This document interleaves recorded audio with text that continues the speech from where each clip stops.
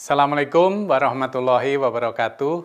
Salam sejahtera buat kita semua, teman-teman, Bapak dan Ibu sekalian yang saya hormati di seluruh Indonesia. Perkenankan saya pada sesi ini menyampaikan nanti topik aplikasi Sispena.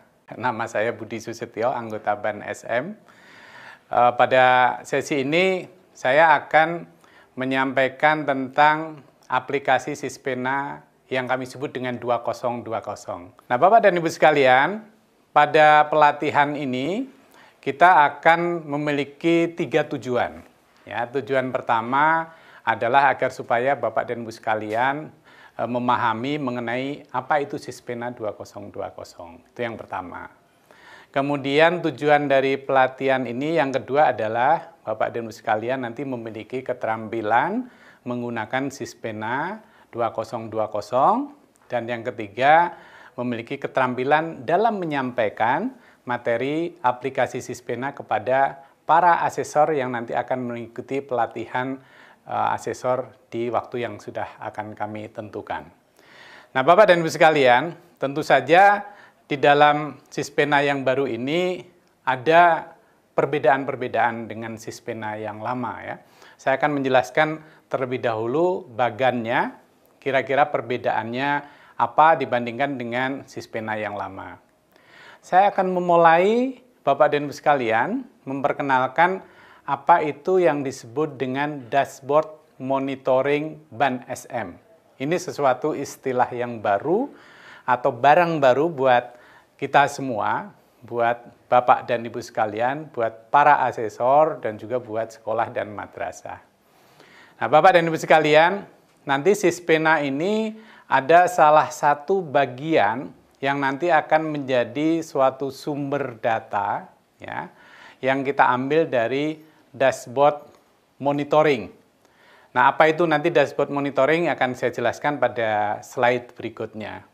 Jadi dalam dashboard monitoring ini akan banyak berisi tentang data-data tentang sekolah madrasah, yang nanti ada data-data indikator kinerja dan lain sebagainya, dan di dalamnya itu nanti akan ada sumber datanya dari mana saja. Nah, sebagai user dari Sispena 2020 ini, Bapak dan Ibu sekalian, masih belum ada perubahan yang signifikan. User yang pertama adalah sekolah dan madrasah. Kita tahu, dan Bapak dan Ibu sekalian tentu sudah tahu, sudah pengalaman bertahun-tahun, bahwa user sekolah madrasah ini nanti ketika akses ke Sispena menggunakan NPSN, dan tugasnya apa untuk sekolah madrasah, yaitu di sana nanti sekolah dan madrasah akan melakukan input dia, ya, data isian akreditasi, meskipun nanti dianya di dalam Sispena 2020 ini berbeda dengan dia dari Sispena yang versi yang lama. Nah, nanti di dalam usernya sebagai sekolah dan madrasah ini ada tugas lain juga di sana adalah mengupload dokumen-dokumen dan juga membuat suatu input kartu kendali. Nanti akan kami jelaskan pada slide-slide berikutnya. User yang ketiga, Bapak dan Ibu sekalian, yaitu asesor, ya, sama dengan yang sebelumnya. Jadi asesor nanti ketika menggunakan Sispena, aksesnya usernya menggunakan NIA, ya, nomor induk asesor. Dan apa saja tugas asesor di dalam penggunaan Sispena, yaitu sama, cuma di sini nanti akan ada istilah baru yang akan saya perkenalkan kepada Bapak dan Ibu sekalian. Asesmen kecukupan, kurang lebih intinya seperti pada tahapan audit. Ya, nanti akan saya jelaskan pada slide berikutnya apa itu yang dimaksud dengan asesmen kecukupan. Yang kedua, asesor ini dalam penggunaan Sispena itu nanti yang bersangkutan juga melakukan input nilai hasil visitasi. Yang ketiga, ini perbedaan utama. Jadi asesor itu nanti dilibatkan dalam validasi hasil visitasi. Nah, sebagai user berikutnya, Bapak dan Ibu sekalian adalah mayoritas di antara Bapak dan Ibu sekalian yang hadir pada PPA ini, yaitu BAN SM Provinsi, di mana tugasnya di dalam Sispena ini nanti adalah melakukan tahapan verifikasi hasil akreditasi.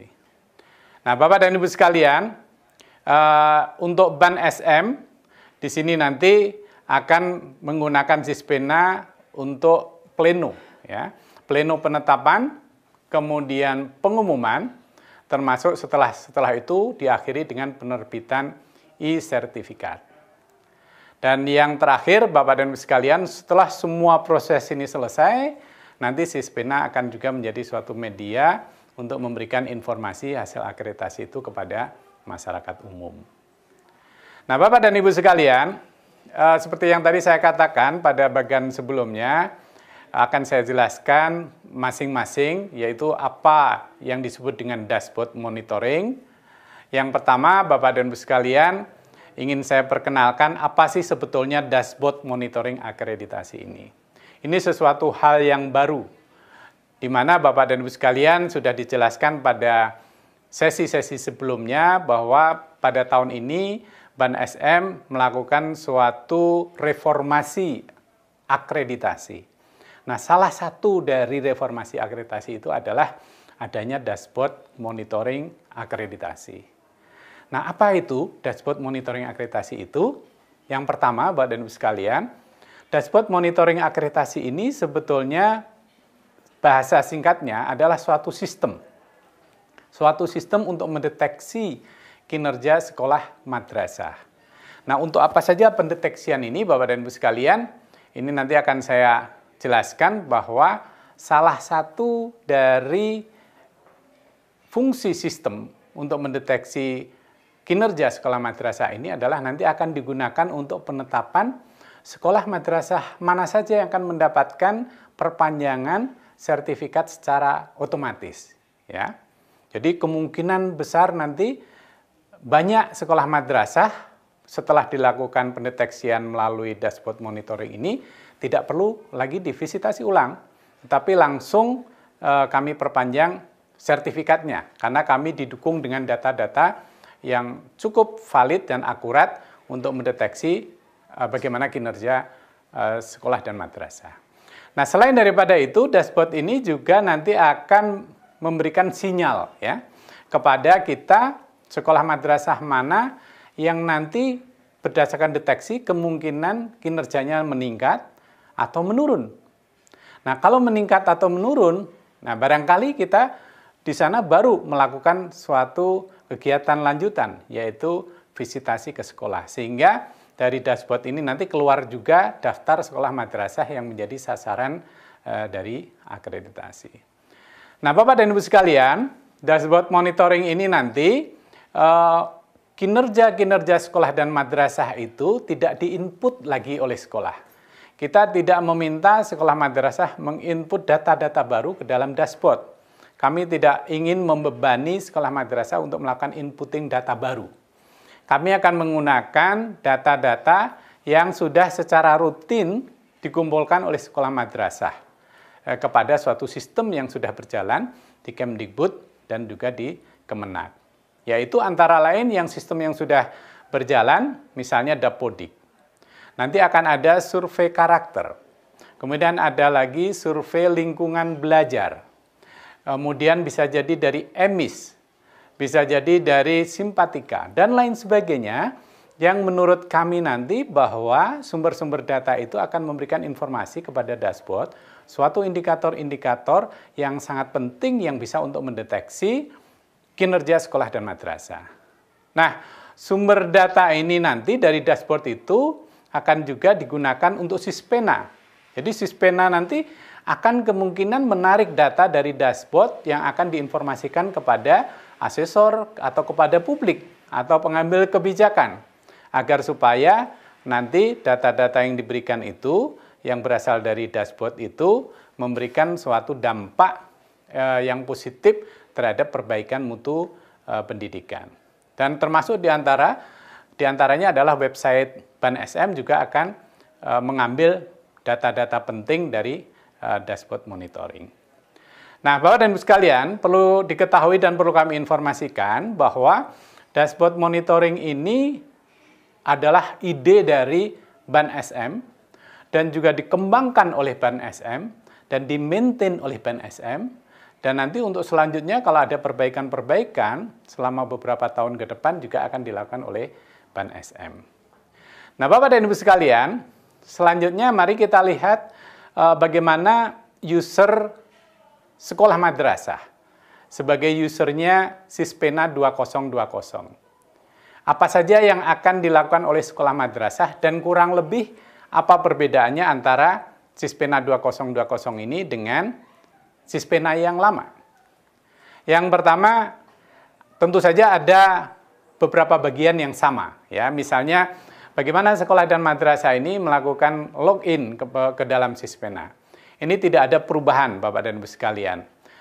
Sekolah dan madrasah ini loginnya ke Sispena tetap menggunakan NPSN seperti yang sebelumnya. Yang kedua, apa yang dimaksud dengan dia pada Sispena 2020 ini?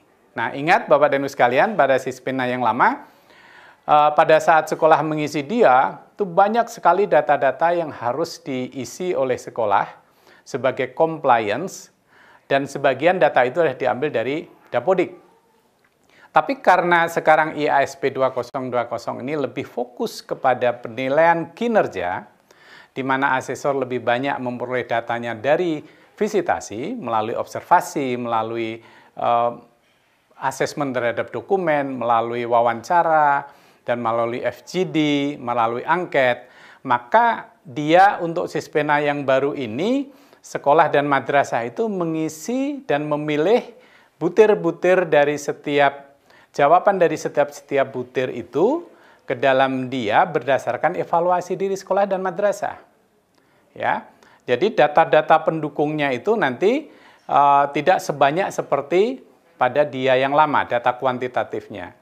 Tetapi untuk Sispena 2020 ini nanti, Sispena akan meminta sekolah madrasah ini mengunggah, ya, mengupload dokumen-dokumen yang diperlukan oleh IASP 2020. Maksudnya adalah dokumen-dokumen yang diperlukan oleh asesor yang nanti akan visit ke sekolah untuk melakukan asesmen terhadap dokumen.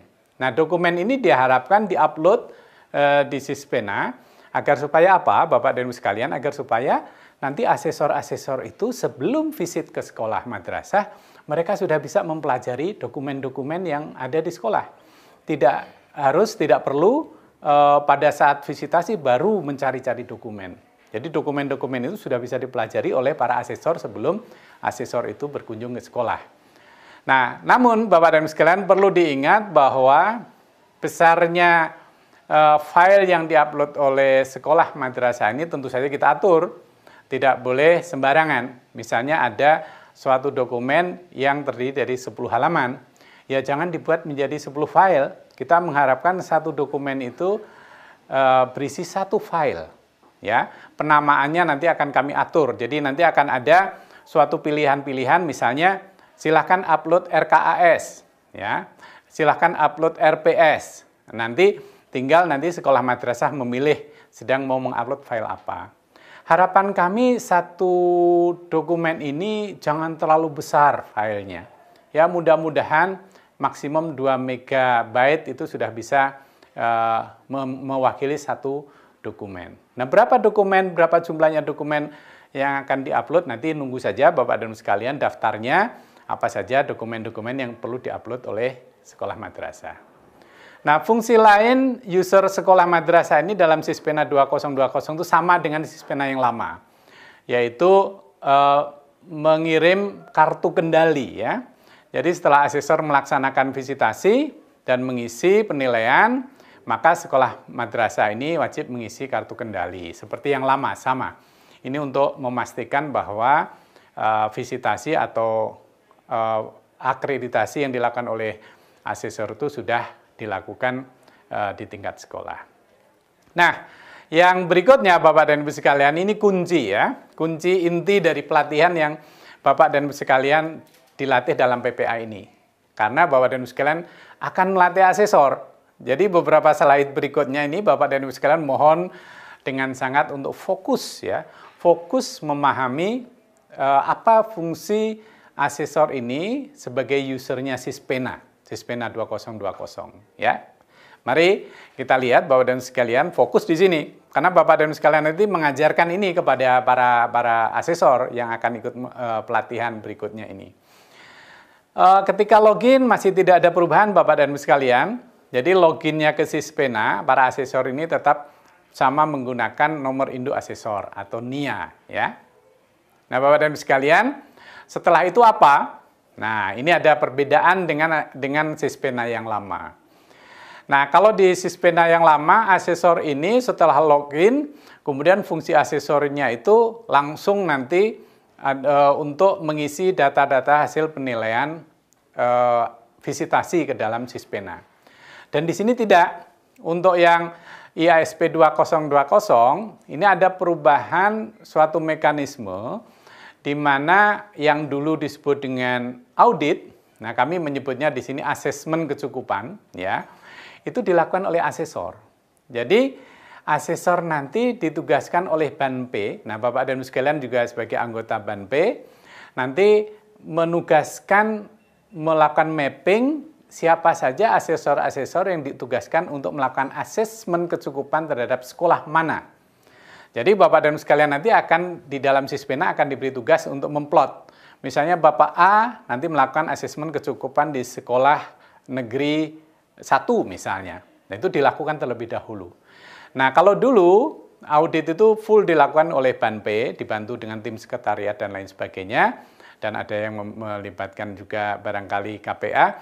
Dan ini nanti untuk yang IASP 2020 mekanismenya berbeda, bisnis prosesnya berbeda. Jadi asesmen kecukupan ini nanti akan dilakukan oleh asesor yang ditugasi oleh BANP.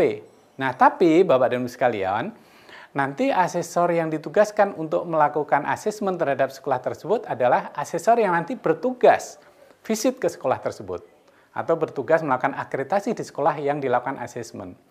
Nah, oleh karena itu Bapak dan Ibu sekalian, dalam kegiatan asesmen ini, asesor yang ditugaskan tadi masih atau sudah bisa mempelajari dokumen-dokumen yang tadi diupload oleh sekolah, ya kan? Mereka sudah mempelajari. Mereka nanti melihat apakah kecukupan terhadap syarat mutlak, ya, compliance mutlak seperti apa, dan apakah dokumen-dokumennya sudah lengkap atau belum. Dan inilah asesor itu sudah sejak tahapan ini dia sudah melihat bagaimana kondisi sekolah yang akan divisit. Setidak-tidaknya sudah bisa membaca dokumen-dokumen yang diupload oleh sekolah. Nah, setelah itu asesor itu baru nanti fungsinya adalah input hasil visitasi. Nah, ini sama dengan yang fungsi Sispena yang lalu. Perbedaannya hanya nanti butir-butirnya berubah, ya. Ini sesuai dengan IASP 2020. Nanti detailnya Bapak dan Ibu sekalian bagaimana tahapan-tahapan pengisian input hasil visitasi nanti akan saya jelaskan pada slide berikutnya. Dan asesor ini nanti juga dalam Sispena fungsi atau tahapan yang keempatnya adalah juga dilibatkan validasi hasil visitasi. Nah, Bapak dan Ibu sekalian, untuk yang sekarang asesor dilibatkan validasi hasil visitasi. Tapi, ya ada tapinya, ketika asesor ini ditugaskan oleh BANP untuk memvalidasi hasil visitasi, yang bersangkutan tidak boleh melakukan validasi terhadap sekolah yang divisit oleh dia. Jadi kalau misalnya tadi Bapak A memvisit SMP Negeri 1, dia nggak boleh melakukan validasi terhadap SMP Negeri 1. Dia harus melakukan validasi terhadap sekolah yang lain yang tidak dia visit. Nah, agar supaya apa, Bapak dan Ibu sekalian? Agar supaya terjadi objektivitas, ya, antara asesor dalam rangka memvalidasi hasil visitasi. Nah, Bapak dan Ibu sekalian, agar supaya lebih paham apa yang dimaksud dengan asesmen kecukupan, ya, masalah penamaan ini kita ada yang mengatakan ini asesmen desk analisis atau dan lain sebagainya, kurang lebih intinya adalah pada tahap ini asesor yang ditugaskan itu sudah dapat melakukan asesmen-asesmen berdasarkan input yang dilakukan oleh sekolah. Nah, Bapak dan Ibu sekalian, masih ingat bahwa dalam IASP 2020 ini ada dua jenis indikator, ya. Indikator compliance dan indikator performance. Nah, indikator compliance itu ada dua jenis, yaitu indikator compliance mutlak dan indikator compliance relatif. Nah, pada saat asesor ini ditugaskan untuk melakukan asesmen kecukupan, asesor ini diharapkan sudah bisa melihat bagaimana pemenuhan sekolah madrasah itu terhadap compliance mutlak. Nah, kalau tidak memenuhi, nah berarti sekolah itu nanti tidak layak ya untuk divisit. Nah, tetapi kalau indikator compliance mutlak sudah terpenuhi, maka asesor ini nanti melihat juga bagaimana indikator compliance relatifnya. Ya. Jadi Bapak dan Ibu sekalian, asesor ini pada tahap ini sudah bisa melihat bagaimana data-data indikator-indikator compliance relatifnya. Karena compliance relatif ini nanti kan akan dipakai untuk bobot penilaian hasil akhir. Tapi kalau indikator compliance mutlak kan tidak. Ya, untuk melihat ini layak atau tidak. Kalau misalnya ternyata tidak dipenuhi oleh compliance mutlak, nah dilaporkan kepada Ban P. Nanti Ban P apakah akan menginformasikan pada sekolah, Anda tidak bisa divisit karena Anda tidak memenuhi indikator compliance mutlak. Nah, sedangkan indikator compliance relatif ini nanti akan dijadikan sebagai scoring untuk pembobotan pada penilaian hasil akhir dari akreditasi. Nah, Bapak dan Ibu sekalian, data isian akreditasi yang sudah diisi oleh sekolah madrasah ini pada tahap asesmen ya kecukupan ini, asesor yang akan visit itu sudah bisa mempelajari bagaimana isian dia berdasarkan sekolah madrasah, berdasarkan self evaluasinya dia.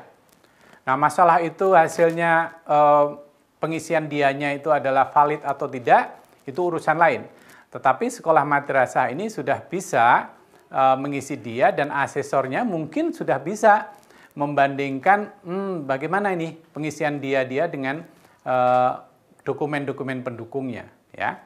Nah, Bapak dan Ibu sekalian, dalam asesmen ini juga sekolah madrasah itu bisa melihat ya, atau asesor itu bisa melihat dokumen-dokumen itu secara detail, dan apabila dokumen-dokumen itu ada yang belum lengkap, asesor ini bisa mencatat dalam catatan-catatan yang nanti perlu diverifikasi di lapangan, di sekolah.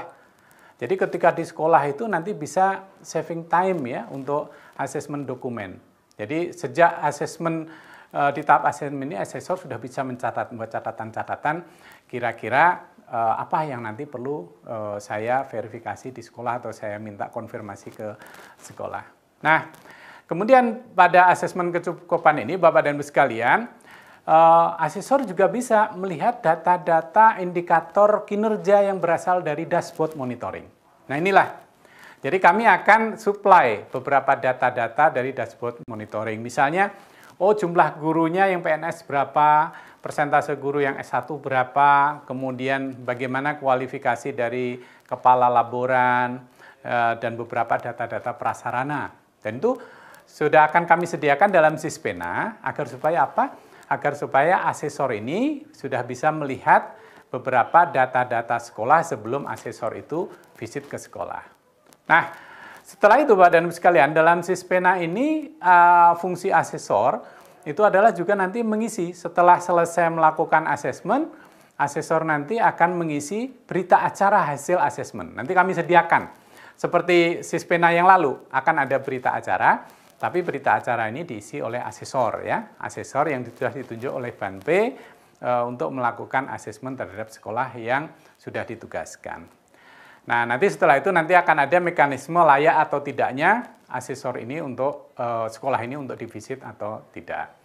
Nah, Bapak dan Ibu sekalian, nah ini poin-poin yang paling banyak yang harus diajarkan dalam pelatihan ini adalah fungsi asesor dalam Sispena. Kan begitu ya Bapak dan Ibu sekalian. Kalau fungsi sekolah dalam Sispena nanti sebagai pengetahuan pada Bapak dan Ibu sekalian, fungsi Sispena bagi Ban P cukup penting, fungsi Sispena untuk Ban Pusat, nah Bapak dan Ibu sekalian perlu tahu. Nah, apa kelanjutannya? Ya, setelah melakukan asesmen ini, kemudian asesor kan visit ke sekolah nih Bapak dan Ibu sekalian ya. Ketika visit ke sekolah, nah barulah nanti Sispena itu berfungsi untuk sebagai alat pengisian hasil visitasi. Jadi hasil visitasi dari asesor ini nanti harus diinput ke Sispena. Ini mutlak dan syarat mutlak ya. Nah, bagaimana teknik menginputnya? Ya, cara-caranya nanti kita ajarkan pada saat kita pada sesi pelatihan teknis ya. Langsung nanti kita bisa secara live atau bisa kita videokan nanti bagaimana menggunakan Sispena ini. Nah, yang perlu Bapak dan Ibu sekalian nanti sampaikan kepada para asesor pada saat pelatihan itu adalah yang pertama, Bapak dan Ibu sekalian, minta para asesor itu sebelum mengisi butir, ya, butir pernyataan, asesor ini membaca kembali apa-apa yang ada di dalam informasi yang ada dalam Sispena. Pertama adalah mohon dimengerti dan dibaca dengan baik, misalnya definisi atau istilah dari statement-statement yang ada di dalam butir-butir pernyataan di dalam asesor yang tersedia dalam IASP. Yang kedua, Bapak dan Ibu sekalian, setelah memahami, ya, maka yang kedua adalah asesor ini harus melakukan tahapan penilaian sesuai dengan petunjuk. Jadi sekali lagi, jangan loncat-loncat, jadi jangan punya pikiran mengisi dulu skornya sebelum melakukan hal-hal yang diperintahkan di dalam petunjuk teknis. Jadi misalnya di dalam petunjuk teknis, tahap pertama melakukan evaluasi atau asesmen terhadap dokumen. Setelah itu melakukan apalagi angket, ya, pengisian angket, melakukan observasi, FGD dan lain sebagainya. Tahapan-tahapan itu harus diketahui oleh para asesor nanti ya. Dan asesor melakukan itu barulah nanti tahap berikutnya, Bapak dan Ibu sekalian, setelah mengikuti tahapan-tahapan sesuai dengan petunjuk teknis pengisian instrumen, nanti asesor itu baru akan mengisi tabel kinerja. Ya, Bapak dan Ibu sekalian, nanti pada saat pelatihan, nanti para asesor yang mengikuti pelatihan juga harus melihat seperti apa tabel kinerja, formatnya seperti apa. Jadi asesor harus cermat. Yang perlu saya sampaikan pada Bapak dan Ibu sekalian adalah sampaikan bahwa asesor ini harus cermat di dalam pengisian tabel kinerja. Kenapa? Karena di dalam pengisian tabel kinerja ini, Bapak dan Ibu sekalian, asesor betul-betul harus mengisi apa yang sudah dikumpulkan oleh para asesor di lapangan, di sekolah. Informasi apa saja yang sudah dikumpulkan oleh di sekolah dan madrasah, dan kemudian setelah itu asesor mengisi. Dan begitu asesor nanti sudah menekan pilihan kinerjanya, ya, dan kalau sudah di-save Bapak dan Ibu sekalian, maka data itu sudah masuk. Jadi tidak bisa dirubah lagi. Maka dari itu sekali tolong sampaikan bahwa asesor ini pada tahap ketiga, yaitu dalam mengisi tabel kinerja harus betul-betul cermat, ya. Karena begitu sudah di-save, masuk ke komponen kinerja berikutnya, maka nilai atau skor atau penilaian yang sudah dilakukan oleh asesor ini tidak bisa dilakukan perubahan kembali. Nah, setelah semuanya selesai, Bapak dan Ibu sekalian, nanti asesor ini akan menginput berita acara visitasi seperti yang lalu-lalu sudah dilakukan, ya. Nah, Bapak dan Ibu sekalian, input hasil visitasi ini, usernya asesor ini, setelah melakukan input ini, ya, nanti ada poin-poin yaitu mengisi hasil observasi, ya, pada tabel yang tersedia. Jadi Sispena nanti akan menyediakan tabel-tabel, Bapak dan Ibu sekalian, dan asesor ini wajib untuk mengisinya, kalau memang tabel itu tersedia. Kemudian telaah dokumen. Jadi tabel juga ada, asesor juga harus mengisi telah dokumen ini, tabel-tabel yang sudah disediakan. Dan tabel-tabel yang di Sispena ini mengikuti perangkat IASP, tidak ada perbedaannya. Setelah itu nanti asesor juga harus mengisi hasil wawancaranya, ya. Dan setelah itu asesor juga harus mengisi, kalau misalnya ada FGD, asesor juga harus mengisi bagaimana hasil FGD-nya pada tabel yang disediakan. Dan semuanya harus diisi oleh asesor, ya.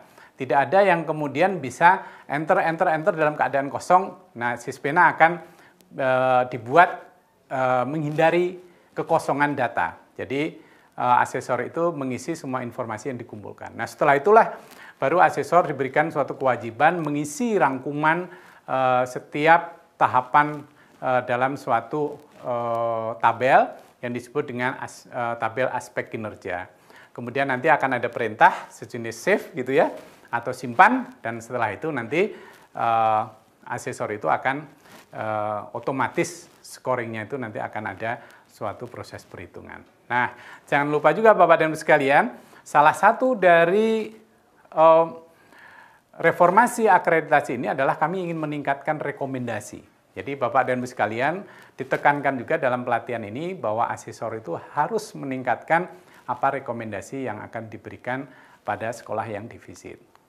Nah, Bapak dan Ibu sekalian, setelah melakukan visitasi, kemudian data terkumpul, maka ada kegiatan yang disebut dengan validasi, ya.